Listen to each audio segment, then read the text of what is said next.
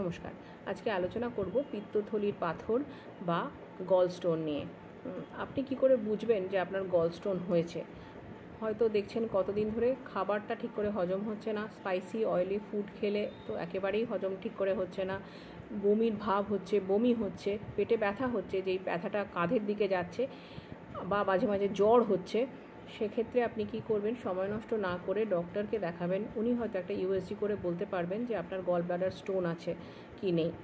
যদি স্টোন থাকে তাহলে সেটা হয় ওষুধের মাধ্যমে, নয় সার্জারি করে কিন্তু সেটাকে হয় গলিয়ে দিতে হবে, নয় শরীর থেকে বের করতে হবে।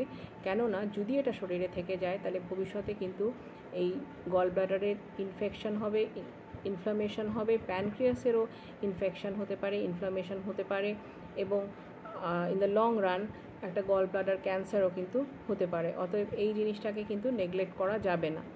আর এছাড়া দেখা যায় যে পুরুষ এবং মহিলাদের মধ্যে যেসব মহিলাদের বয়স 40-এর বেশি, তারা একটু মোটা, ফর্সা এবং ফার্টাইল, অর্থাৎ তারা রিপ্রোডাক্টিভ এজ গ্রুপে আছেন, তাদের মধ্যে এই যে অসুখটা, এটার প্রবণতা বেশি থাকে। অতএব এই ধরনের ভদ্রমহিলারা, যেটা বললাম যেই ক্রাইটেরিয়াগুলো, এগুলো এর মধ্যে থাকা ভদ্রমহিলারা যদি দেখেন যে এই সমস্ত সিমটমগুলো হচ্ছে, তাহলে সঙ্গে সঙ্গে ডক্টরের সাথে কনসাল্ট করুন। In no time you will be fine. Thank you.